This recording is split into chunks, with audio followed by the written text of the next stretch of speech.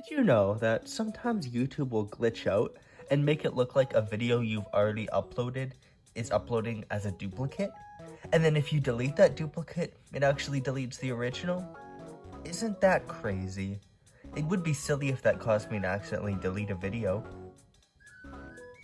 Anyways, ever since I made my first My Journey with Metal Gear video, I've been considering doing one on the video game series that has lasted with me the longest, and the series that's likely had the biggest impact in not necessarily shaping, but creating my interest in video games. In this video, I'll go over my history with the Mario franchise, how it changed my interest in games, and honestly changed me as a person. I'll also talk about why I love each game and how it resonated or maybe didn't resonate with me when I first played. And when I say this created my interest in video games, I mean that literally, as the first video game I ever played was Luigi's Mansion on GameCube. I'm gonna avoid talking about the Wario and Donkey Kong spin-offs here, as I think those merit their own videos someday, even if I'll probably never make that. Other spin-offs are fair game. I guess I should clarify, Super Smash Bros. Doesn't count. I might miss a few Mario games I have played as well, so apologies for that. If you really care about my takes on any Mario game, feel free to ask or whatever. With that said, let's get into this long, personal story with Luigi's Mansion. In case you couldn't tell, this is when I was young. Like, really young, before kindergarten. We had a GameCube which was purchased years ago, so I played some games on it. Luigi's Mansion being the first one I tried out, but I had other Mario games which I played a bit, like Sunshine, Thousand Year Door, and also other games like Lego Star Wars, Zelda Collector's Edition, Wario World, and some EA Sports games. I still have that GameCube, and the only one of those games we still have are the EA Sports games and Zelda Collector's Edition. I have not played any of those Mario games since, besides Sunshine. I think that just makes me more nostalgic for these games. I obviously can't properly review them here, so I won't even try, but I can say I remember these times, and I still hold the little bits of information my childhood self could actually remember close to me like treasure. I remember Egad's voice line about not ramming into statues, but me doing it anyways. I remember my mom picking up the controller for me, because the part with the Shadow Queen was too scary. It's unfortunate I don't have those games anymore, and given their current eBay prices, I probably never will, but I don't care. And I mean, I do know how doubtful it. I mean, I can save up and buy them for $200 one day, and maybe I'll play them again someday, but I'll always have those memories. First time I really played anything I can remember was when we got a Wii at some point later on. I was in kindergarten at this point, but the Wii had already been released for a few years. We got a lot of games for it too. That includes Super Mario Galaxy 1 and 2, Mario Kart Wii, and Super Paper Mario. We also got New Super Mario Bros. Wii at some point. But yeah, I played those a ton, and the Mario brand soon became one of childhood me's favorite things ever. It was one of the most recognizable things to me too. Mario Kart Wii was probably the one I played the most at this point. It might have just been because I could play it with family, but it definitely felt like I actually did really get into it. I started out always getting last place in every race, like a kindergartner would, but I quickly made my way up to consistently winning each time. Granted, on 50cc, but that doesn't change that this is one of the first times where I learned the ins and outs of a game, a lot of little details, and had fun getting good. Mario Kart Wii is a great place to do it with, because it always had a very distinct look to it. The colors are a little washed out, some models are cheap, and the effect does not work for some tracks. But for others it creates a very distinct look. It almost looks like a sunrise, and it's very pretty. It's why something like Maple Treeway looks so cool. For a kid playing it, Mario Kart Wii also feels like it paints a whole world, and it leaves it all up to your imagination. Why does Wario have a gold mine? Why are there baby versions of a bunch of characters? Obviously I know now, it's just a brand, there's not like an actual lore reason for these, but As a kid, it was always fun to imagine what the universe is actually like, or play with the characters with friends at recess. New Super Mario Bros. Wii was also a great time, playing it with friends and family, and I remember a lot about the atmosphere of Super Mario Galaxy and Super Paper Mario, to the point that replaying it later gave me goosebumps. I have a ton of fond memories with the Wii as a kid, and this was the first time, literally ever, where video games became a hobby to me, bigger than something like movies. Then later on, when I was about 3rd grade, a little thing called the Wii U would be announced, and kids may be dumb, but I did know this was separate from the Wii, and I did want one. I saved up my money for a long time, doing chores or whatever my parents might want, to get the funds for a Wii U. You might say it made me appreciate working for money or something, but I don't think that lesson applies when I ended up using the money on a Wii U. Seriously though, I still do like the Wii U, and the first relevant games I got for it were New Super Mario Bros. U and New Super Luigi U. Just like the Wii U itself, these are things that are kind of laughed at today, with it being seen as a really boring title. Now that Super Mario Bros. Wonder is a thing and it doesn't have a new in its name, it kind of killed the New Super Mario Bros. Name. I could talk about how that makes no difference for me as a kid. I had a blast with it back then, but honestly, I think it still holds up as a game. In hindsight, its biggest sin is just the context it was released in. It is a fun game, but it deviated from the New Super Mario Bros. Formula so little, folks ended up getting disappointed at how samey it could feel. It's 100% a flawed game, and it is kind of boring at times. I'm not so much of a contrarian, I would disagree with that, but it's a pretty enjoyable experience overall. The platforming is simple fun, and has enough in common with the classics that if you enjoy the old games, you'll still find New Super Mario Bros. U decently fun. Maybe over some of the other New Super Mario Bros. Games as well. The game absolutely did not do enough to separate itself from those games, but that doesn't mean there aren't new level environments or new types of enemies at all. For example, the desert area has moai heads and cake, and the grass area has forests and acorns. Not a huge difference, but it shows they made some effort to differentiate this game from New Super Mario Bros. Wii and 2. There are some new enemy types and certain levels can actually feel surprisingly fresh at times. And hey, who doesn't love Nabbit? I can't actually remember if he's playable in this or if it was just New Super Luigi U, which is not helping my point here. But what I mean to say is, I don't think this game earned its reputation as a symbol of a lack of creativity in the Wii U era. There are Nintendo games that merit that way more. One thing I enjoyed a lot when I was a kid, and even Mario purists might agree this is a good mechanic in these games, is the star coins. Even in the 3rd grade, this was quite the easy game, which is why being a completionist and challenging yourself to get every collectible is very fun in this title. It's fairly simple too, as there aren't too many insane or demanding conditions. This isn't 3D World. And beating it all is mostly just a matter of getting those star coins. This was another thing that taught me to love knowing the ins and outs of the games I play, and it got me interested in video games as a whole. I also 100% in many of the LEGO games with my dad, which helped as well. I mention that because this video is basically becoming a how I got into video games as a kid video, with the heavy bias on Mario. So I want to clarify, it's not literally all I played, but you could have figured that out already, I'm sure. Lego City Undercover did have Mario characters in it though, so that counts, right? Anyways, as for the Luigi U, yeah, I didn't play it as much. I didn't really understand that it's basically DLC in its own package for the longest time.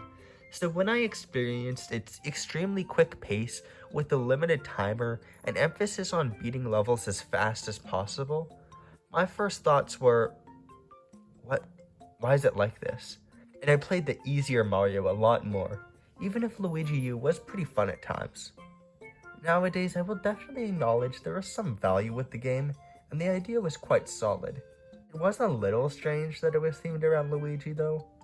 Like, it doesn't necessarily need to have a gameplay purpose to be a Luigi game, but Luigi's thing had always been jumping high, not running fast.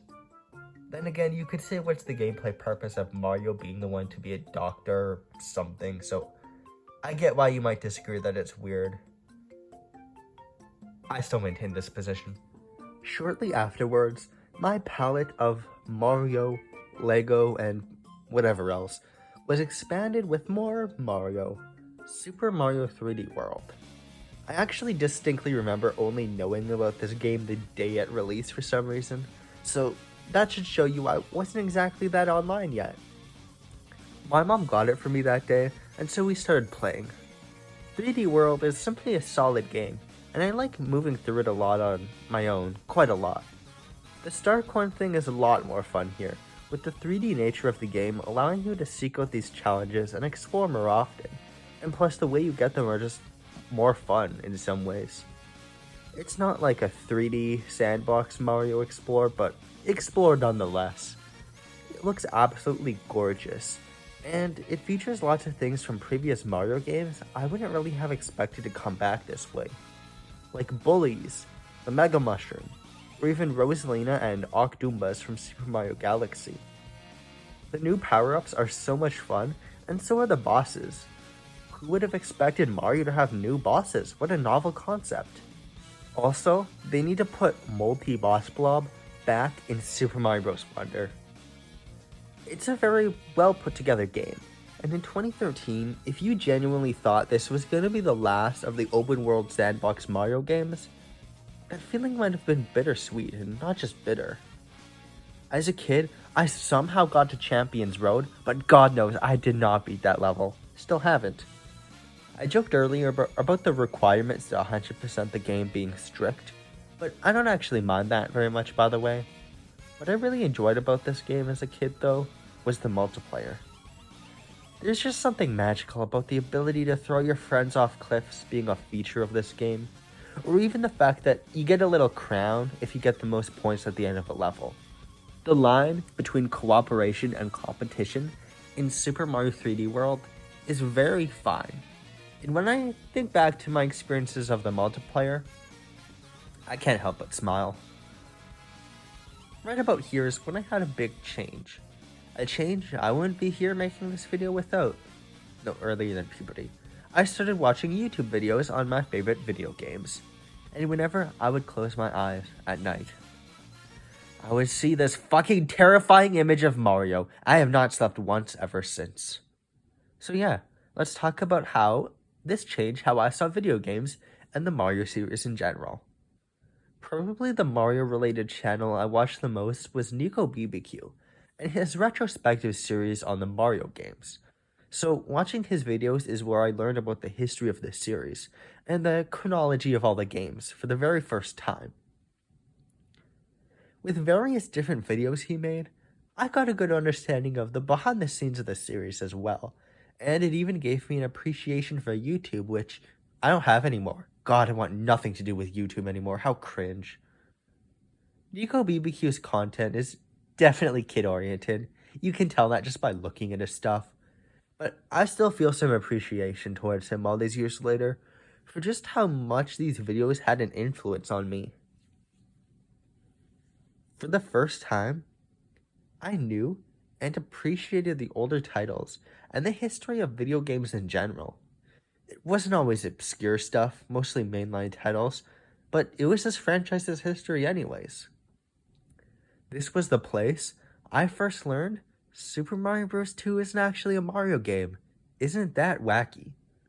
I also watched some Did You Know Gaming videos, which gave me plenty of random trivia on the Mario series, and I still watch that show to this day. Yes, I watched MatPat, and yes, there was a time I would tell people Mario was actually a psychopath and a murderer. Eventually, this fascination would lead to me buying some of the older Mario games on the Wii U's Virtual Console. Specifically 3 Mario games: Super Mario Bros. 3, Super Mario World, and Yoshi's Island.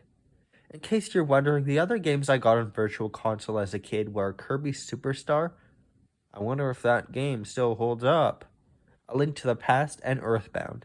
So, I have a nostalgic connection to basically all those games. Let's stay on track though, the Mario track, and talk about the Virtual Console title starting with Super Mario Bros. 3 and Super Mario World at the same time, because my experiences with both of them have some similarities. So me, being a kid raised on New Super Mario Bros., had some trouble with these old games. I died a lot, not to mention the confusing messes that were Mario World's ghost houses. So it was tough to really get into these at first, since I expected a different feeling game. But once I played it, it was a little bit of a different story. These games are genius with how they're designed and how their difficulty escalates. The famous Mario formula of introducing a mechanic in a safe environment and then pushing it to its limits means the game is always giving you more challenges and more enemies and more of a sense of accomplishment when you master it.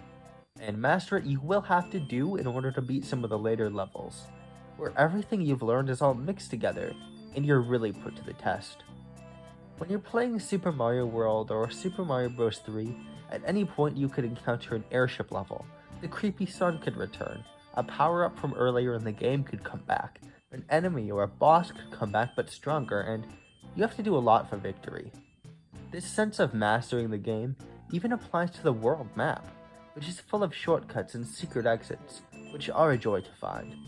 To be honest, ever since I learned about the Super Mario Bros. 3 Warp Flute, I've never not skipped most of the game. I played these games a lot with my mom using the multiplayer, since she'd actually played these games as a kid. That was a lot of help. Another one she had was a significantly easier game for 4th grade me, Yoshi's Island. Except the SNES version of Yoshi's Island isn't on Virtual Console for some reason, so Super Mario Advance 3 it is.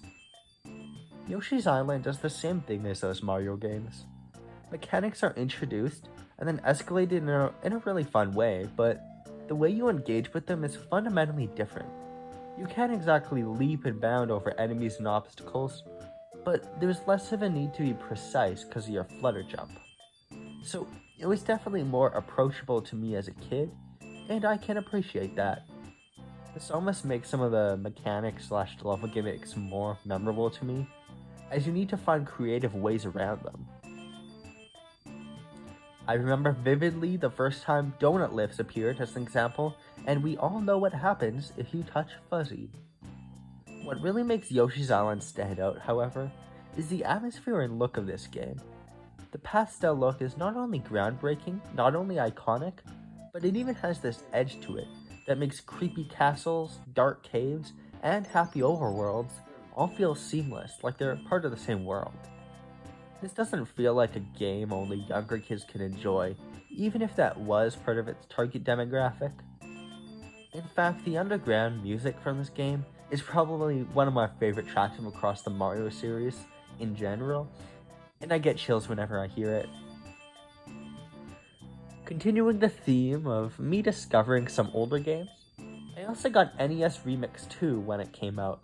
I had seen Let's Plays, and that's what got me interested because hey, why buy one old game when you can get snippets from a bunch of old games, right? That's sound logic. Some of the first Mario games I experienced this way were Super Mario Bros. 2, The Lost Levels, and Dr. Mario. I don't think I played NES Open Golf a single time. In case you're not aware, NES Remix is a game that offers small little challenges based around NES games, sometimes even putting little twists on them. It's mostly stuff like play through this section and stomp 5 Goombas, but it can also be stuff like beat Bowser playing as Super Mario Bros. 2 Princess Peach in Super Mario Bros. 3. Also, this game technically has Super Mario Bros. In its entirety, only it's mirrored and you can only play as Luigi. Super Luigi Bros. Now, if I had played NES Remix 2 now, I would probably not have enjoyed it the same way I did at that age. I can't say for sure, but I would probably think of it as a fun distraction and a fun way to get just a little bit more fun from some games you love. And Wario's Woods. In fact, that was almost certainly the target demographic of the NES Remix games, people who have already played them as kids, but that was never how I saw it as a kid, And I think I enjoyed it then a lot more than I could now. Because to me then, it's just discovering these cool games. Discovering their little mechanics and really just being forced to see all the ins and outs of each title. If this is your first time, and your knowledge on video games is rather limited, there's not much of a difference between playing NES Remix and actually playing some of these games, especially when they're rather simple NES games. So, which is really cool to me. Dr. Mario especially stands out, because the challenges for that game are basically just positioning Mega Vitamins and making chain reactions. So it's kind of more fun than Dr. Mario is already. Since I had played Mario Bros. Technically through the Super Mario 3D World, and I also remember playing this arcade machine that had Donkey Kong. So I had basically played all the mainline Mario games before the 3D era, and they all mean something to me in their own little ways. Around this time, too, I remember me and my sister really wanting a 3DS. We asked for it so much that it was kind of a given this would be our next Christmas present. We never actually had an original DS. Hey, at least before I can born. Can you blame me? But as it turns out, my dad's co-worker's daughter had a DS she didn't want anymore, so we were fortunate enough to get it for free along with some games, including New Super Mario Bros. The first New Super Mario Bros. Is such a beautifully simplistic game. It's also a game that I have surprisingly little to talk about here, which is not because it's bad. It's a fun time. Although, I think this is treated way better than something like New Super Mario Bros. U, just because of the context it was released in. Which isn't bad. Obviously, New Super Mario Bros. Deserves a lot of credit for revolutionizing this series and making Mario 2D alongside 3D. But I like to look at games in an objective manner, and so New Super Mario Bros. DS is about as good as any other New Super Mario Bros. Game, except maybe 2, and it has interesting level design, but maybe not necessarily on the same level as some other 2D Marios. That said, this game is actually what deserves all that praise about Star Coins, because I've spent so much time collecting all of those here as well. The final castle also stands out as a really cool level. It's an absolute gauntlet, and a test of everything you've learned so far. It's actually probably one of my favorite final levels in any Mario game ever. Also, no New Super Mario Bros. Game has ever had a boss as good as this game's. And it's also given us one of the hardest designs in all of fiction with Dry Bowser. Overall, the relative simplicity makes this fun to go back to, and it's probably the New Super Mario Bros. Game I spent the most time with. As a kid, I played this one on the school bus a lot, and that was most of the time I used it, and New Super Mario Bros. Even had a competitive multiplayer. Not just minigames, but a little Mario vs. Luigi mode, which is so stupid. And just like Super Mario 3D World, it was so easy to be completely obnoxious here. You can even use Mega Mushroom, if I recall correctly, and it was just chaos all around, as all good multiplayers should be. It's definitely not as deep as it could have been, but I struggled to see that many reasons the game could get more deep. Also, you have some of the mini-games originating from Super Mario 64 DS too, so that's a nice bonus. The 3DS I wanted so bad, and the amount of fun I had with this thing was endless. Specifically, it was a really cool Super Smash Bros. Themed 3DS XL. I even still use it sometimes, and I'm really grateful for it. What I think I really wanted that DS for was not just the games that are on it. I mean, I wanted to play Pokemon and stuff, but mostly the community aspect. Everyone had a 3DS, and there were tons of games that everyone was playing on the bus and whatnot, and I wanted to experience it too. Most of the time, you didn't even need to own a game in order to play it with someone else. You can play Mario Kart or something with anyone, just as long as one person owns the game and you have a DS. Multiplayer hasn't gotten better ever since. So, while the reason I wanted this was partly because I like Nintendo, mostly because I wanted to fit in and experience something with everyone else. It wasn't just jumping on a bandwagon and forgetting about it since, because it was actually worth it. Lesson is, chase every meaningless trend, kids. I actually remember breaking my 3DS XL on the bus, and one kid saying, "Wow, I thought you were just the kid who doesn't have things." Unfortunate implications of that statement aside, let's get back to talking about Italian plumbers from a Meiji Japan era company. One of the games I got was the last of the new Super Mario Bros. Games, New Super Mario Bros. 2. This game gets an even worse reputation than New Super Mario Bros. U, but it's somewhat more founded here. There just aren't very many parts that are too memorable, and I actually don't remember that much from the game. It's not bad, but it's an okay enough Mario game, and you can still have some fun with it. The fact that game overs are so comically hard to get is pretty funny in hindsight. This of course happens because the main gimmick of this game was the fact that coins are literally everywhere and you're supposed to work towards getting 1 million of them, which is really hard to do. That makes it pretty fun to go back to, and the fact that coins are so frequent means the appeal of this game is kind of the spectacle rather than the substance, which has a sort of charm to it. I spent tons of time trying to get 1 million coins on the school bus, which I think I didn't actually end up doing, but I did grind it a lot. And every star coin too. I don't necessarily think New Super Mario Bros. 2 was where this originated, but I think I ended up doing that a lot with video games. And it was the first time I actually did this. I like having games I grind, trying a pretty hard and repetitive task, like getting all the trophies or beating a certain boss, and watching long-ass YouTube videos while I do.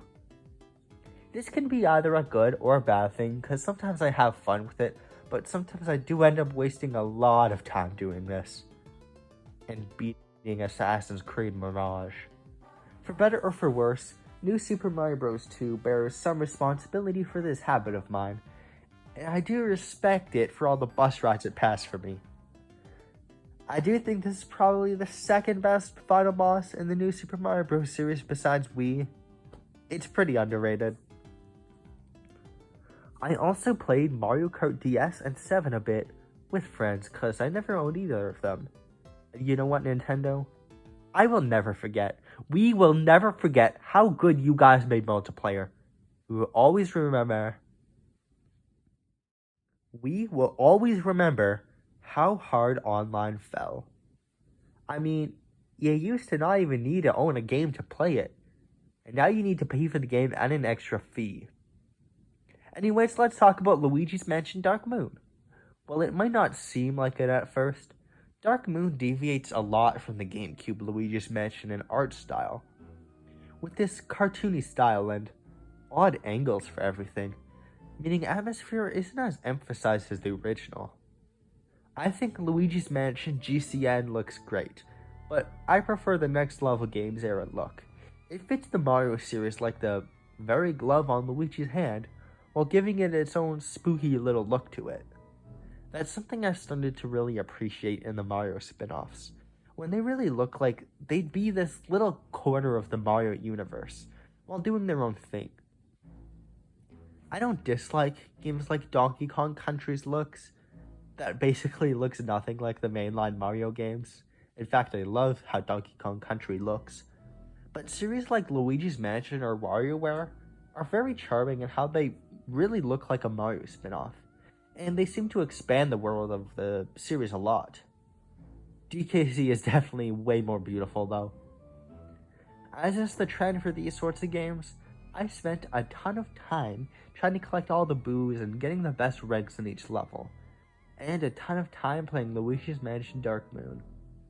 I remember the bosses being surprisingly tough too, so that was a memorable aspect of the game. That's about it for DS titles for now, but before we move on to the Switch era and beyond, there are 2 more Wii U games I got, both of which had a pretty big impact on me, I'd say.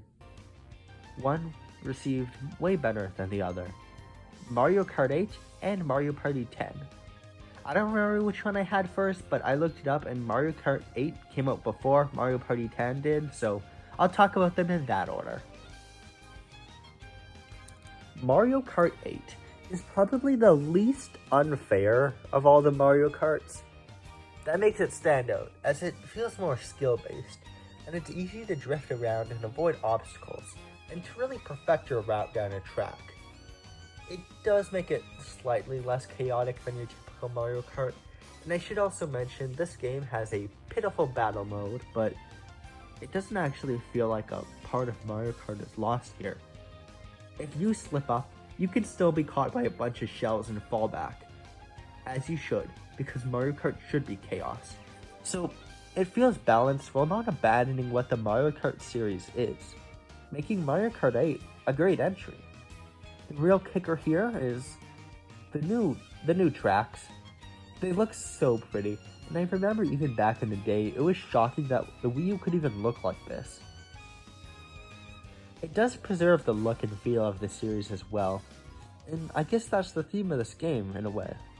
Advancing Mario Kart in a ton of different ways, while maintaining just enough of what makes the series good, and what makes it what it is. I don't think there are really any misses in terms of tracks, because they're all great locations and ideas, and they kind of carry on the tradition of making locations that expand the Mario series. Like, Wario has a water park? Yeah, I could see that. I practically know the layouts of each track by mind now, because I've just played these so many times, squeezing all enjoyment I could possibly get from them.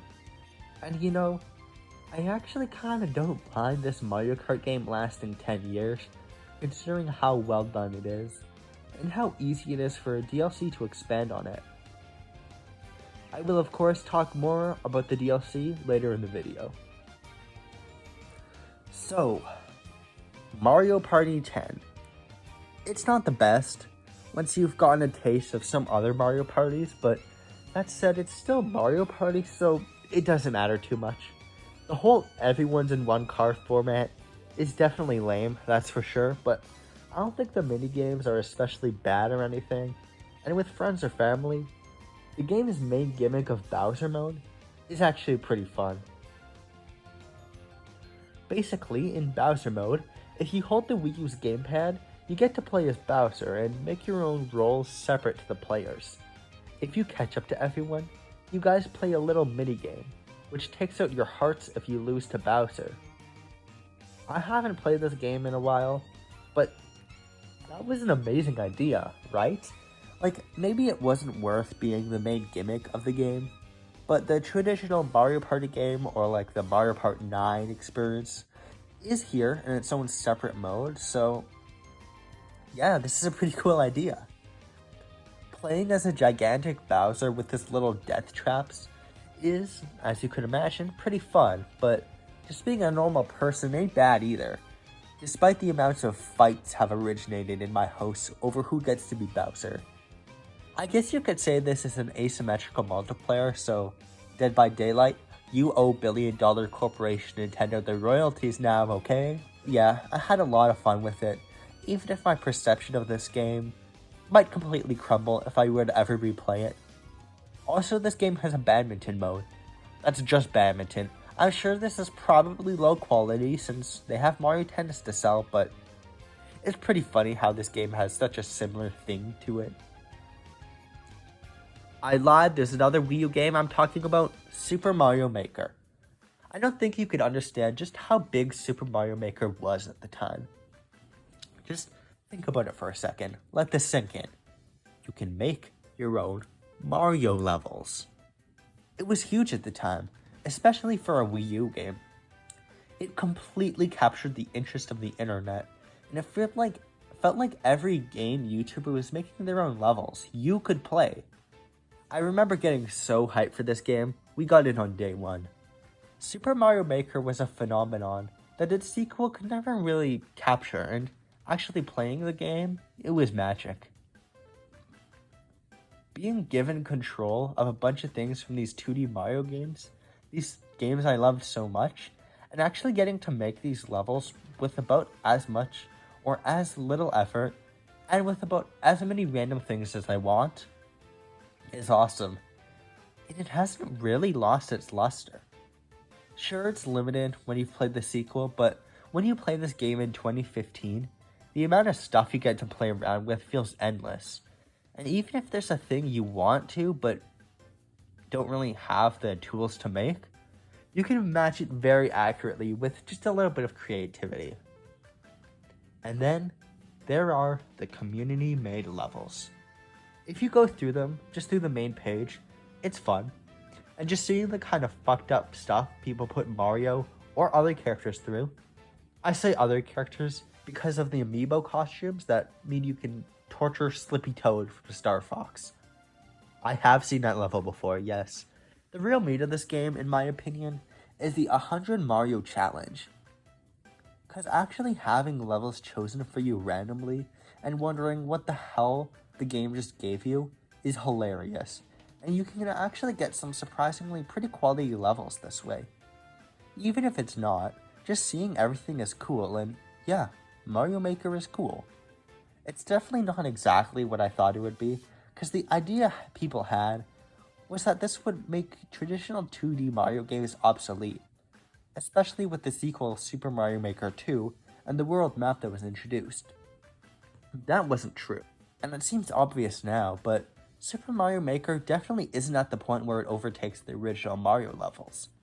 And I knew this even as a kid playing it. I mean, the physics are slightly off from each represented game's original feel, so even one-to-one recreations of those games' levels won't quite feel the same. Speaking of one-to-one recreations, I actually remember trying to make the first level of New Super Mario Bros. 2 in Super Mario Maker. I was playing my 3DS and Wii U at the same time, but that ended up not working because the level was too long. Which is kind of funny if you think about it. New Super Mario Bros. 2 level 1-1 is just too powerful for them to handle. The advantage Mario Maker has, however, is actually the potential for storytelling with these levels. It might sound quaint, but with sound effects and level names, and descriptions, anything else really, a lot of levels are able to tell stories and do some funny things. You can make a level about Goombas taking revenge on humans, or Mario going through a training montage to beat a bad guy. Both things I've seen, by the way. And the funny little things you can do with that are actually super cool. I remember a few of the Mario levels I played in this game to this day. So, I'm at around 6th grade now, and the Switch comes out. I didn't really want it too much. I mean, the one game I really wanted was Breath of the Wild, but I had it on Wii U. It's still a Nintendo console, I would have liked it, but that all changed when I saw a certain trailer on YouTube featuring a hyper-realistic dinosaur. And I got interested in Super Mario Odyssey. And yes, the fact that I was in the 6th grade when the Switch came out is the opposite of one of those wanna feel old, blank was released 20 years ago sort of things, because it makes me feel younger. Anyways, I was hyped for Super Mario Odyssey. The scope looked massive, and the new kingdoms looked beautiful. The you can possess anything concept felt like an E-rated version of those rumors that, guys, you can totally have sex with anyone and anything in the new GTA. This was the Switch's system seller for me, and that Christmas, a few months after it released, I got one. I think the biggest issue I have with Super Mario Odyssey is that it's not actually very consistent in its quality.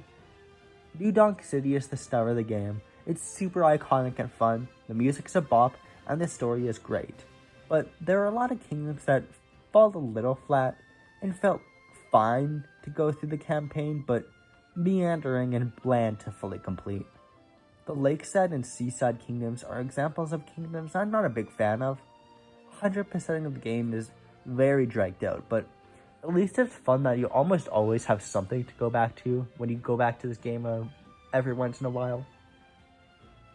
The fact that you have to buy a bunch of power moons to get 999 total is very silly though.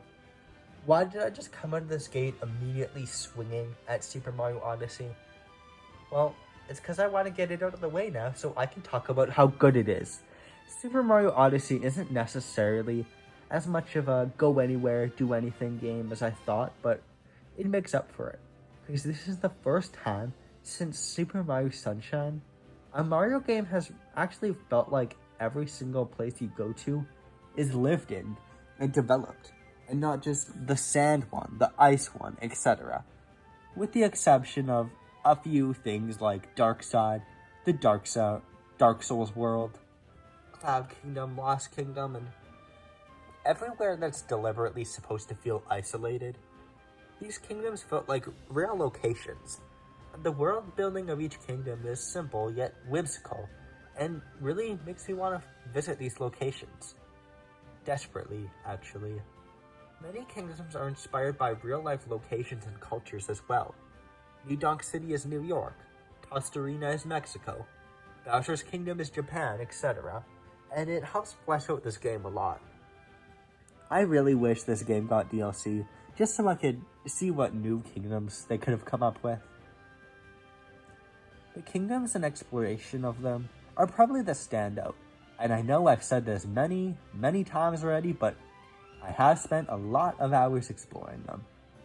This was also probably my first experience getting so in-depth with the real 3D collectathon, since do the Galaxy games really count as collectathons? Even if they do, I didn't really go in-depth with them as a child, but yeah, that's a great start to the genre, and now I love stuff like Banjo-Kazooie or the earlier 3D Mario games, which of course I'll talk about eventually, be patient. Capturing is also fun, but it's mostly situational, so it's not really as fun to run around as a Goomba or something, like I thought it would be. But, I mean, the T-Rex is very fun to use, and Bowser too, of course, when you capture him at that one point at the ending. Mario's movement is very fun, which is great. I honestly believe that's the cornerstone of what makes 3D Mario games great. The freedom of movement they offer, and the abilities Mario has. Once you can reliably pull off a jump and cap dive, followed by another dive and other strange abilities like that, the world really opens up to you, and it's so satisfying to explore when moving feels so great. I also got Mario Kart 8 Deluxe on Switch, but this isn't where the Booster Course pack comes into play yet, so I'll talk about that when I get to it, because without it, I would just be talking about Mario Kart 8 again. I should also mention, around here is when I would say I consider myself to be an expert on the series now. Not super in-depth, I haven't even played Super Mario 64, but I do think by now I had learned so much about the series, and I had been playing these games for so long, I'm kind of at that level. Just thought I'd say to sort of give context as to what my feelings on the series as a whole even are now. Anyways, this was also when I entered my grade 8 year, which I consider monumental in shaping who I am today. I moved schools, I made a lot of new friends, and I discovered a lot of interests I have now. I mean, this was the first year I watched an anime besides Pokemon in its entirety. Fullmetal Alchemist Brotherhood. And I played a lot of my favorite games like the Undertale or Ace Attorney series this year. Super Smash Bros. Ultimate also released around this time, and in my monumental amount of hype for it, I researched basically anything that was in it, and I gained a whole new understanding of the video games industry in general, including tons about Mario, and the amounts of Waluigi should be in Smash moves I consumed were enough to kill an elephant. Ultimate releasing meant that this was the start of when I went online to really have conversations on games, which really started a whole new phase of my life, but that's a topic for another day. It does mean I was actively talking about video games, especially Nintendo, which, surprise, included Mario a lot. So I was maturing, and so were my tastes. Naturally, the games in this franchise I played a lot would reflect this, and so Super Mario Party. Yeah, I played Super Mario Party. It's alright.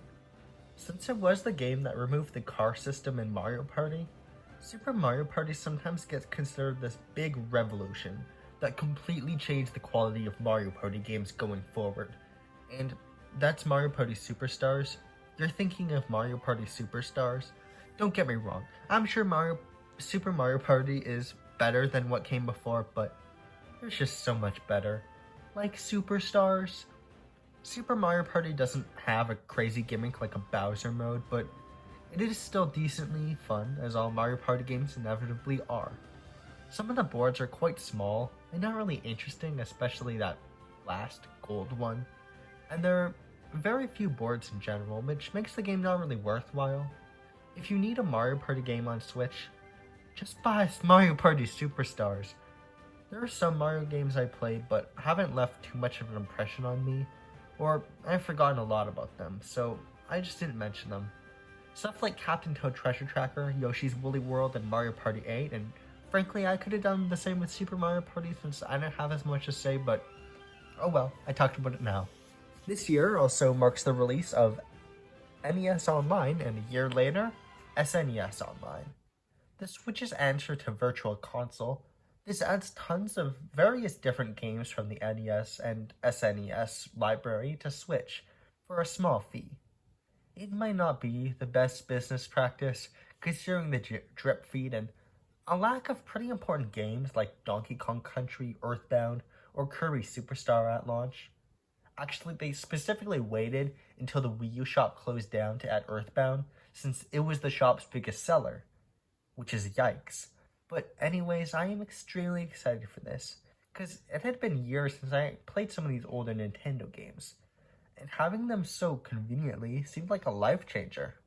Waited in anticipation for both the NES and SNES apps to come out, and I started playing both immediately when they came out, not even thinking about what they're missing or questioning this practice for even a second. It made me happy that I could experience these things I played before, and technically this was my first time playing certain Mario games, like Super Mario Bros. 2 or Mario Bros. Of course, many Mario games were doled out over the course of months, but for the purpose of simplicity, I'm going to talk about all the Mario stuff on these apps right now, getting to the Game Boy, GBA, and N64 games which we'll put on Switch later. I had actually deleted a lot of Virtual Console games I had on Wii U, because do you have any idea how much storage Breath of the Wild on Wii U takes up? So I had to delete their data, meaning this period of me re-experiencing Super Mario Bros. 3, Super Mario World, and Yoshi's Island was where I formed a lot of my opinions on them, and they were really solidified as classics in my mind, because I had things to compare them to. Other Mario games, and many other games in general. I had also played Super Mario Bros., Donkey Kong, Mario Bros., Super Mario Bros. 2, Dr. Mario, and The Lost Levels again, and reevaluated how I felt about them now that I had them all fully played. This was one of the first times I truly felt nostalgia over video games. I'm not even kidding about that. Also, I played NES Open Tournament Golf even less than I had before somehow, and while I hadn't played tons of these old games on the Mario sides of things, nothing was necessarily new quite yet, because I had played all of them before, so my knowledge of the Mario series was more reevaluated than expanded, at least for now. I never mentioned this before, but there's also Super Mario Kart through the Super Smash Bros. Masterpieces mode, and like the NES puzzle game Yoshi, that was there too. So, not long after, Super Mario Maker 2 released, and I had some hype for this one, but I knew it could never really capture what Mario Maker 1 did. And I was right. The game was basically what I thought it would be. It's most objectively better than Mario Maker. It mostly is just the same thing with more features, but it ultimately doesn't really take over the internet and get everyone making levels in the same way. All that was true. The additions to Mario Maker this game made were some pretty smart concepts that really did expand on what you could make in a meaningful way, with updates even including world maps, meaning you could basically make Mario games, albeit very simplistic ones. And I think I had about as much fun in Mario Maker 2 as I did in the first one. But this game's fatal flaw is that not enough people were interested in it as they were in the first game. I know that's not something I could have changed, because it's hard to fundamentally change a game like Mario Maker without changing the roots of the series, but it just felt like most streamers and YouTubers had used up their ideas on the first game, and they played it and all, but it wasn't the vibrant creativity hub Mario Maker 1 was. Super Mario Maker 2 is almost certainly better than the first, but unfortunately, it's not the game that decides how good the levels are, it's the players. And the levels aren't bad or anything. In fact, some use the funny new toys well, and were better than the best of Super Mario Maker, but the quality was never as consistent, at least for me. Also, online multiplayer was just kind of bad. And what the hell, where were the amiibo costumes? I want to be Shaun the Sheep. I also played Luigi's Mansion 3, and I don't remember too much about it. It has an emphasis on puzzles more so than Dark Moon, and that wasn't really my favorite part about the Luigi's Mansion games, because I preferred the action-y bits, but I still had tons of fun with it. And now that I start to think about it, I really want to replay this game soon. This game leans way harder into being cartoony, and the look of it is most of what I remember from it. It has such a delightfully creepy look, and some underrated character designs as well. I'm actually excited to see what the future of the Luigi's Mansion series will be, because it's inevitably gonna get on Luigi's Mansion 4, so I'm curious what they would do for that. The ideas in Luigi's Mansion 3 are brilliant after all. I don't know why, but for the longest time I thought they had announced Luigi's Mansion 4. Maybe I was just getting it mixed up with the remake. Maybe I just thought an Arlo video had actually happened. But no, it's not actually announced. At this point, I was already in high school, and I was loving these Mario games I've already played, but I felt like I was missing out a big part of the series, having not played most of the bigger games in the series. Super Mario 64, Super Mario Sunshine, and it's been so long since I played Super Mario Galaxy 2. I could get emulators working, but I don't think I could reliably get an N64 emulator on my computer at this point. It's infamously difficult to emulate after all, and my computer was too weak and dainty to take the raw, juicy girth of Dolphin emulator. Why did I write this? If only there were some kind of collection of these games. Some kind of thing that puts them all on Switch to make them more accessible. If that were to happen. So I'm gonna be completely honest, guys. I was a Super Mario 3D All-Stars defender when it came out. We all make mistakes. I knew it had flaws, but when I was at this age, the thought of being able to play these landmark titles I hadn't played before was so tantalizing. And I wanted this game so bad, I kind of instinctively felt attacked whenever people criticized it. The lack of 64DS and Galaxy 2 isn't that bad. It's a way better deal than something like Crash Bandicoot Insane Trilogy. The menus and stuff actually look pretty good. They don't look like they were made in 2 minutes in Photoshop at all. I didn't think it was perfect, because even I could see how damaging its limited release. The fact it would just disappear after March 31st, 2021, but I honestly tried to avert criticism of the game like it was my responsibility, and I highly regret doing so. This is a shit-ass collection, but it doesn't change how good the games are. And how good the games are is because of past Nintendo. Nintendo of 24 years ago made Super Mario 64, not current day Nintendo. Why should they get credit for re-releasing it and doing it in such a bad way? I just wanted to be a contrarian, I suppose.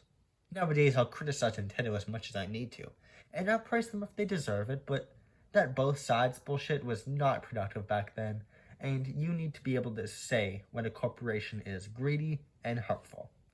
Just thought I'd say that before we really get into these games. But before we do that, in the lead up to Super Mario 3D All-Stars, I basically had renewed interest in the Mario franchise. So much so that I wrote a silly little comic about it. I went so in depth with connecting the to Mario games and putting in little secrets and Easter eggs that I ended up spending a lot of time thinking about this comic series, and I worked on it for months. I have a video series on it, so go watch it or whatever after this video. I actually had a lot of fun writing it, and connecting and expanding on things I think would happen in the Mario world. This was also during COVID summer, so giving me something to do ain't bad. I should also mention, in the same direct where Super Mario 3D All-Stars was released, we got an announcement of Super Mario 3D World and Bowser's Fury. I was absolutely excited for that too, since another Mario game to replay. And we had no idea what the heck Bowser's Fury was yet, but if I did know it, I totally would have put Fury Bowser in my comic. Anyways, eventually my life, or at least my video game tastes, were changed forever when I played Super Mario 64, then Sunshine, then Galaxy. There have been tons of collectathons after, and even before, Super Mario 64, but that game is still remembered as the best. And I think it's for one main reason: the amount of intrigue it has. The world you explore in Super Mario 64 is not like other Mario games, because it doesn't feel like a developed world. This might feel isolating, but I think it's freeing, because you're discovering these places and they feel uninhabited. Each world has an air of uncanniness and intrigue to them. Probably the reason so many people make creepypastas of the game, and why these creepypastas kind of single-handedly created a whole YouTube genre called icebergs. The movement and controls of this game are a bizarre mixture of buttery smooth and jank that make this game even more interesting to run around in and experience. Super Mario 64 completely absorbed me when I first experienced it. Even if when I wasn't playing it, my mind was always fixated on where I'll go next and what I'll try when I get home if I wasn't in this math class. Finally experiencing everything I've heard whispers about and this huge piece of my favorite franchise's history could only be described as magical. And when I played this game for the first time, I always felt these chills whenever I played. It was a weird feeling, but a memorable one, and I would give my left big toe to be able to play this game for the first time again. The left one specifically. Super Mario Sunshine is distinguished from Super Mario 64 in that it's not quite as mysterious. It's all in one area, Delfino Island, and you don't necessarily get the Desert Kingdom, the Ice Kingdom, the Grassy Plains. It's all one location. I love this concept, and I also like how Isle Delfino has a distinct Italian theme to it, fully embracing Mario's heritage.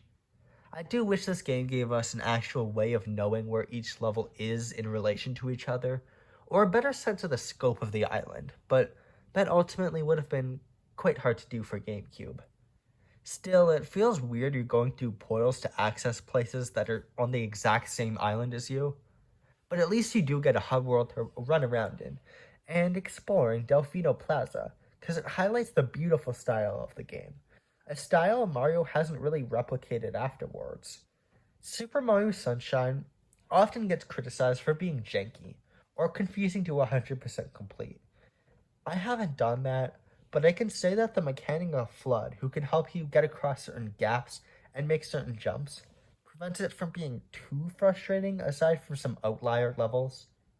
There's no way Super Mario Sunshine can be more tedious to complete than, like, Odyssey, right? I think it's overall not as frustrating as people say if you're just trying to do a simple playthrough. Folks also don't often talk about Sunshine as much as Super Mario 64, but considering how much this was basically a lost game from my childhood, I loved experiencing it nonetheless. My Joy-Cons had pretty bad drift though. I had to play with a GameCube controller. Like, the intended control scheme. But Nintendo fucked with the controls and said, fuck you, you can't change them. So, for some reason, I couldn't ground pound. So, in bosses, when I needed to do such a move, I had to briefly connect my Joy-Cons. The point of me saying this is to stress that upon dealing with Nintendo's faulty controllers, weird insistence on not letting you change control schemes, and the bad business practice of not communicating this hardware error, I stopped defending them pretty quickly after that. And once I had played it, I realized, Mario good, 3D All-Stars bad. Regardless, both Super Mario 64 and Super Mario Sunshine have endured as some of my favorite games of all time, and their general format of going into levels, finding the stars/shines, is a winning formula that provides so much fun within the Mario series. And guess what? Galaxy has this too. Shortly after beating Sunshine, I would play it as well. After the high of those two games, I didn't actually have the best experience with Super Mario Galaxy. And to this day, I don't like it as much as the other games that were part of Super Mario 3D All-Stars. When I first played Super Mario Galaxy, I was hit with the tsunami of nostalgia. I was bombarded with the beautifully composed orchestra soundtrack and picturesque locations. The gameplay, however, just felt a little lacking in certain ways, as Mario isn't able to leap and bound as wacky as before. And in some ways, the changes to the gameplay just didn't feel like it was my thing. I understand that's a massive hot take to just kind of drop like that and not expand upon, but I talk about it in my video, games I don't like as much as other people, but I still respect them and you if you do like them too. Yes, that's its real title. Go watch that after this if you want. I imagine you probably won't just abandon this video after watching so much of it, but if you really hate the sound of my voice and would prefer how it used to sound, you can go watch it. The part that's important to note for this video is that I like Galaxy a lot, even if it was in third place in how I'd rank these games. It was also the only one I 100% completed, which is probably due to its easier nature. Obviously, I won't deny why it's a classic, and I had a lot of fun rediscovering what I had played before yet again. I only wish the Switch had Super Mario Galaxy 2 on it. Maybe defending Super Mario 3D All-Stars wasn't a smart thing after all. A few months later, Super Mario 3D All-Stars plus Bowser's Fury was released. Bowser's Fury is a side game to Super Mario 3D World, using the same physics and engine. So it's a very simplistic open Mario game, but a good one. It kind of repurposes a lot of stuff from the original Super Mario 3D World, but also makes it more of a classic collectathon, which is really satisfying if you played Super Mario 3D World before. And in the short time you'll play through Bowser's Fury, it'll feel like all the best parts of the 3D World and collectathon styles of Mario rolled into one. Now, some of the allure of discovery or the whimsy of each place you go to in all these games isn't replicated as much, mostly because there isn't as much variety in areas, and it is reused from Super Mario 3D World. But that's balanced by the short length of the game, and it all being in one area means it sort of has that quality Sunshine has, where you get to know one big location. Probably the most memorable part of Bowser's Fury is Giga Bowser, a terrifying Bowser form. When I played this game at first, I was really hyped to play both Bowser's Fury and Super Mario 3D World for Switch, so I played Bowser's Fury first. I was really anticipating getting to the end of this game, because I thought they were going to reveal what happened to Bowser that gave him this form or something, and I was just really curious what it would be. They didn't, which was slightly disappointing to me now, but now that I think about it, this was at a point where I was reading a whole ass in-depth Mario comic, and maybe I kind of forgot the Mario series doesn't actually have that much lore. In all seriousness, I don't think it's unreasonable to say it would have been cool if we got something related to how Bowser turned into this demon thing, but plot isn't exactly a thing important to the Mario series. I did enjoy 3D World more than the Bowser's Fury mode, but I think Bowser's Fury has a valuable place in the Mario series, and I wish we could get more little side modes like it. I just realized I had been calling linear Mario games the 3D World style, which has probably annoyed anyone watching, which makes it funny that this is now when I'll discuss Super Mario 3D Land, the predecessor to 3D World. Yes, I was a little late to the party on getting this game. Super Mario 3D Land didn't really stick with me as much. After a playthrough of 3D World, the level design is a little bit simplistic, and the lack of theming for each world just makes it feel like there isn't as much progression. Not much of a difference between simply looking at a menu and selecting each level individually. Plus, the game feels like it lacks some depth perception, resulting in some cheap deaths, at least for me. I respect what this game has done, but 3D World did it so much better. And this ends up at about New Super Mario Bros. Quality for me. I probably would have enjoyed it a lot more if I had the time and energy to go through each level to collect each star coin and such, like I did with the New Super Mario Bros. Titles. It was at least worth going through to get a sense of what I was missing back in the day, and the inspiration for the modern classic Super Mario 3D World. A little while later, the Nintendo Online system got a little bit of an update. It was not the best. This was at the point where I was fully not a Nintendo defender, and yes, I showed restraint and did not buy it. It was over $50, which really isn't worth it. It probably is now that you get some of the DLC for free and some more exclusive games, but that still doesn't make it good. And if you don't think the N64 online service is lazy, I don't know what to tell you. Drip feed is somehow worse than before, too. I mean, if they had an N64 game each month, we would run out of N64 games really quick. So it's not that cool, and I'm happy I could recognize it, and I didn't feel that FOMO, the need to get every Mario thing that releases. It's important to be that self-reflective, and yeah, even if you love a series, you shouldn't feel like you have to be so dedicated to it that you'd buy things you even don't think are a good deal.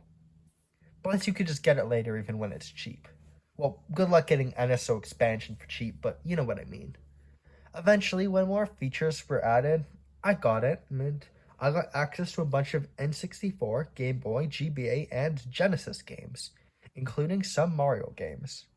No huge titles, and I had actually emulated the Super Mario Land games for the Game Boy before, but there were some cool new games, and I decided I would probably play some of them. Eventually. I remember having the pass for a month or two when I decided, seemingly out of nowhere one day, to go through all the Booster Course pack, just racing on Solo Grand Prix to see what they're all like. It was an interesting time. There's a huge amount of stuff in the pack, with it now literally doubling the track count of Mario Kart 8 Deluxe when it's finished. Plus 5 new characters, except it's more than 5, including Kamek, my beloved, finally coming to a non-mobile Mario Kart game after being cut from Mario Kart 64 over 25 years ago. And Funky Kong for full Mario Kart Wii nostalgia. This didn't come without some compromises though, because the track visuals are quite inconsistent with the base game, given that they are ripped from a mobile game. Nintendo probably should have upscaled the models a bit more, but I don't think that's a problem with them as much as the lack of passion. For example, a sign with text in the original game, here would just have blobs of text. There might not be as many people spectating your races, and overall it doesn't really carry the whole television aesthetic Mario Kart 8 had earlier, which makes it feel inconsistent. And sometimes the problem with these tracks is just that they're bad. Mario Kart 8 might have basically had no misses in the base game, but the DLC definitely has some not as good ones, even if that's kind of inevitable. Some of the city tracks just felt confusing. It's probably because they're technically amalgamations of multiple tour tracks. They try to remedy this with arrows telling you where to go, but I still ended up confused about where I actually am at times, and so have some of my friends playing it along with me. This game's music is pretty good though, and hey, they got the city I was born in, so it's with hesitance that I say this, but I think it was worth it. In a game like Mario Kart 8, it can get stale once you play the same things over and over again, so just some new tracks added periodically like that makes a world of difference, and nearly any non-Toad Factory of those iconic tracks that are likely to be someone's favorite have returned, including my favorite, Koopa Cape. Speculating on which tracks or characters they should add next was really fun too. And it feels like it's been so long since we've got so many new Mario Kart things. I'm glad they did this instead of Mario Kart 9, because do we really need Mario Kart 9 on Switch? Do we really need that? Was that ever something we really needed to happen? If they do make a Mario Kart 9, I kind of hope they go with new courses and no returning courses, or even have a focus on battle mode rather than races, because this DLC makes Mario Kart 8 feel so definitive, like the Smash Ultimate of Mario Kart, and I feel like the successor might actually need to do something novel to differentiate itself. But yeah, speculating on Mario Kart gave me flashbacks to speculating on Smash, but with less dumb stuff. The first N64 Mario game I decided to try out on Switch was something I chose first since I thought I could do it quickly to make way for some of the RPGs. It was a really weird game. Still pretty weird. For one, it never released in Japan despite being developed there, and it's mostly categorized as a Mario game, even though it's more of a crossover between two really WTF corners of the Mario universe that you would never expect to cross over. Dr. Mario and Wario Land. I'm talking about Dr. Mario 64. Dr. Mario itself is like an average falling block puzzle game. The process of looking for little chain reactions is fun, even if it can be quite difficult and not as intuitive compared to your Tetrises or Puyos. When I played Dr. Mario 64, I actually completely maxed out the in-game timer once, meaning it took over 99 hours and 99 minutes to beat an arcade mode run-through once. That's why I said I thought this would be over quick, by the way. It's not like it took super long, but over an hour and a half was way longer than I would have thought. So, all the characters of Dr. Mario, besides Mario himself and the viruses, are from the Wario Land series. Classics like Wario, Rudy the Clown, Matt Seinstein. You know, those characters. Which from a modern perspective is fun to see, since I don't think Mario has ever really crossed over with those characters, much less Dr. Mario. Wario Land characters just don't get acknowledged as much anymore, so it's cool to see how in 2001 they got a crossover game with Dr. Mario. I haven't actually played too many of the Wario Land games besides Wario Land 4, and it's not the focus of this video, so maybe I'll make a review or retrospective on those games at some point. Dr. Mario 64 also has this pop-up book aesthetic, which has technically been done before on some other games on the N64 like Paper Mario or Kirby 64, but it's stylized to the point that it still looks different here and gives the game its own style. It's not just pop-up book. So yeah, those factors make Dr. Mario 64 really weird in hindsight, but it was worth a playthrough, and I think it really showed me that, hey, you know what? There are always going to be these little weird parts of each franchise that can be uncovered whenever I'm feeling a little bored. And I think there's beauty in that. With these fancy new N64 and GBA apps on my Switch, I decided to try out some other games. And in fact, the next 4 games I'll mention in this video will be from those apps. So we're almost done, I swear. Next game is Paper Mario. Paper Mario never really stuck with me as much as other games, but I will acknowledge I probably didn't give it a shot. Even so, that doesn't change that it felt okay to me. I really like the soundtrack, and obviously the whole storybook aesthetic is nice, but Paper Mario doesn't really fix the issues that can really arise in a turn-based RPG in my opinion. And that's battles feeling dragged out and repetitive as you have to do them so frequently. It's so simplistic here, it never really engaged me. It does actively make an effort with the systems of timed button presses and badges, so that alleviates it, but it never really hooked me. That's just me though. I like the approach the Mario and Luigi games have, where it's possible to avoid most attacks, because in an RPG where your starting HP is 10, and each attack does at minimum a 10th of your health, does taking damage really need to be a necessary thing that has to happen to you? I would like to acknowledge that if I were to replay Paper and Mario with another mindset, it's very possible I would see the appeal. That has happened to me with plenty of other games, and I think it's perfectly fine to take some time to appreciate a game. But as of now, I don't wanna. Maybe if I ever replay the Thousand Year Door or play the remake, I might go back to the original Paper Mario if I feel like it, but as of now, I can kinda see the appeal, but not really. A side note is that I actually wrote the original version of the script for the original video literally as I waited for the new Nintendo Direct that would announce a Thousand Year Door remake. So that part aged pretty well. I'm gonna chalk it up to I was rushing through it, so I didn't properly enjoy Paper Mario. I did enjoy the next RPG though, which was Mario and Luigi Superstar Saga. What immediately grabbed my attention with Superstar Saga over Paper Mario is two main things: the gameplay and the personality. Like I mentioned before, if you play well and understand each enemy's attacks, you can theoretically go the entire game without taking any damage, which feels much more approachable and gives you an incentive to know the game well. It definitely doesn't make it easy, mind you, as some attacks later on can get very complex, and I actually did find myself needing to grind numerous times to be able to progress further, because my timing sucks. Some bosses also took quite a lot of time to actually be able to beat, which keeps you invested as you can't just coast through everything. Regardless of this difficulty, it's some very precise and quality gameplay anyone could get into. Since the GBA only has 2 face buttons and shoulder buttons, an RPG like Superstar Saga, especially one so focused on puzzle solving, needs to be very efficient with its buttons, and the game is pretty clever with how its numerous abilities are integrated in the game. I'm referring to stuff like Mario or Luigi's elemental powers, or their hammers. It does get a little frustrating sometimes.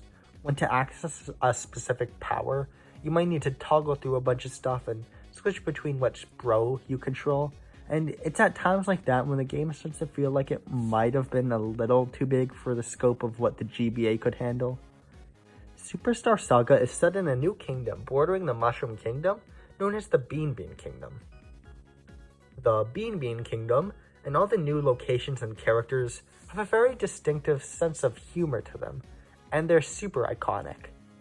The Bean Bean Kingdom also feels very well developed and lived in, and if someone played this as a kid with almost no further knowledge of Mario spin-offs, they would probably think the Bean Bean Kingdom has been in plenty of games before this. While the game introduces a ton of new characters and enemies, there's also plenty that returns, and in fact a lot of stuff that doesn't really get acknowledged by Nintendo that much anymore, definitely not in any RPG. The viruses from Dr. Mario, Toadsworth, Egad, Geno.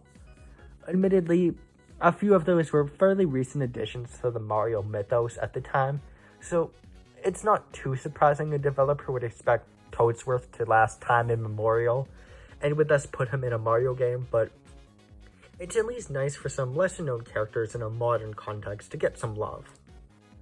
I especially like the role Bowser played in the story. He's a side villain, and he kind of acts like comic relief despite still being somewhat threatening. But as you go on, he involves himself more and more in the plot as a thorn in your side, as Mario and Luigi and the Mushroom and Bean Bean royalty focus on Cackletta and Fawful. He even gets his moments, like the absolute nightmarish gauntlet that is his castle, and the boss fights against the Koopalings, which were the only good implementation of the Koopalings in a Mario RPG, by the way. It was very satisfying to get a Mario game that not only focuses on excellent gameplay, but story and world building too, and Superstar Saga is easily one of my favorites of all the spin-offs. It really makes me excited to see some of the other Mario and Luigi games too. I want to play Partners in Time X to get the series of an in-order experience, even if Bowser's Inside Story is technically considered the better experience. I actually do have that one. I ordered it on Amazon and it did not come with the case even though the bitch selling it said it did, so how would you rate my printed cover? I mean, it's fun if you don't look at the back. Next couple of games I played are smaller ones I didn't play that often, and when I did play it, it was out of curiosity. Hey, these games are on Switch, why don't I try them out a little bit? In other words, they didn't have that big of an impact on me, but they're worth talking about regardless. First is Yoshi's Story. I thought Yoshi's Story would be similar to Yoshi's Island, but it really isn't. It's a short game where you don't technically want to make it to the end of each level. Your goal is to collect all the fruit in a level to be able to progress. You actually have a limited number of Yoshis, and if they all get kidnapped, you restart the whole game. although it is possible to get them back. So it's a quirky format for a game like this, and it takes some time to get used to. Yoshi's Island on the SNES was very much built around encouraging you to 100% complete it. And Yoshi's story is the same, but the difference here is that without trying to 100% complete the game, it's like 2 hours long, and there were 7 levels in total. The format was odd, and Yoshi's story feels heavily aimed towards a younger demographic, way more than Yoshi's Island, but it's pretty fun to collect stuff. It released at a time where 3D collectathons were mostly becoming the #1 genre. So that makes it interesting how this game is essentially that in a 2D setting. I'd say it's worth a playthrough. Finally, on Switch Online, I got Mario Tennis. It's tennis. I played single player, so there's not that much to talk about. I can say they certainly kept the part of tennis where you enjoy yourself, but it goes on way too long, and you just want the game to be over. So that's cool at least. And hey, Mario Tennis was the first Mario game I played while I was in college. That has to account for something, right?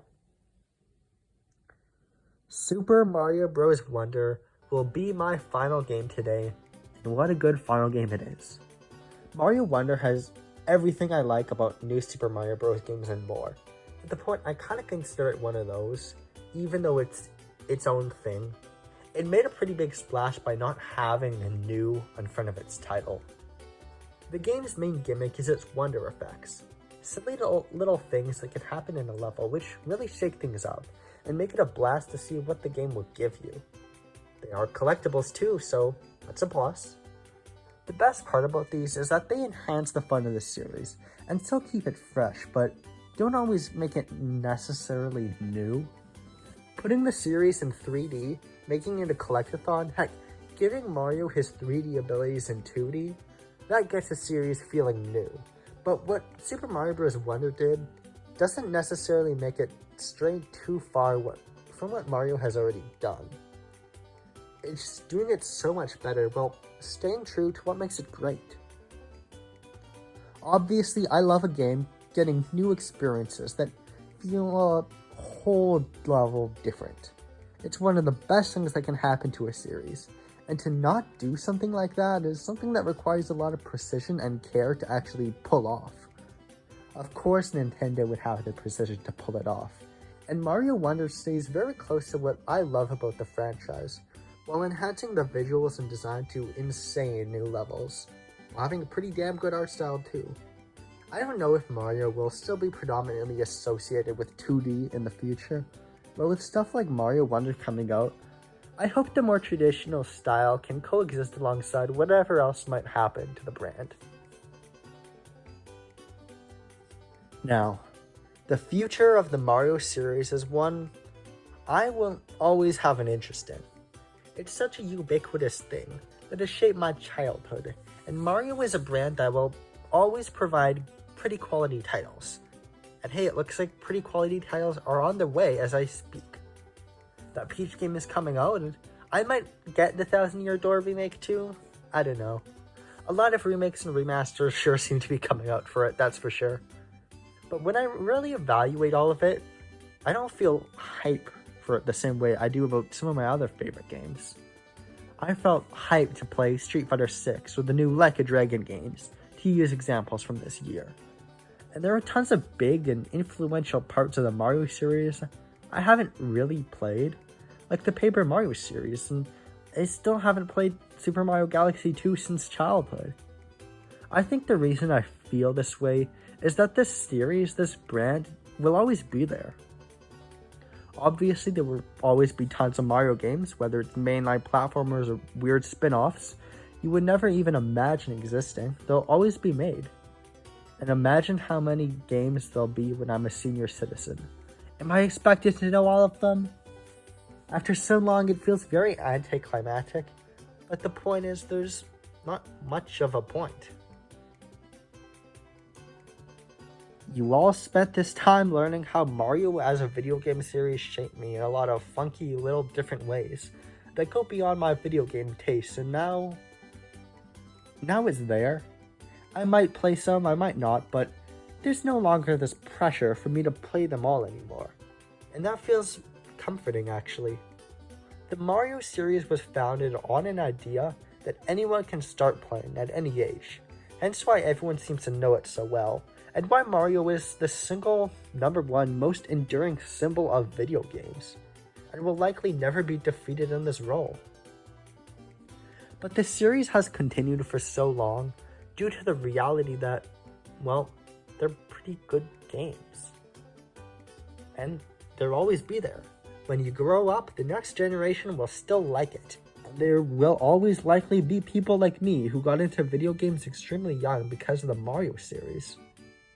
God knows I've seen a lot of toddlers wearing Mario movie t-shirts, and despite that, it's obvious kids still like Mario. It's obvious the Mario movie is stupidly successful. And despite the fact that kids will probably forget they ever had that shirt and not actually go on to make a 10-issue Mario comic series, I can't help but smile a little. One more generation who will know what you mean when you say Donkey Kong. Well, I could go on talking about what the Mario series really means to me, but I can kind of taste blood in my throat, so I'm gonna stop now. Thank you all so much for watching. This was even more of a monster video than I had expected, and will easily be my longest video. Well, I mean, this was my longest video before I accidentally deleted it. So, thank you all so much for watching. Also, I want to leave this with one closing thought. Look at this poster I got. Isn't this the coolest thing ever? I love this so much.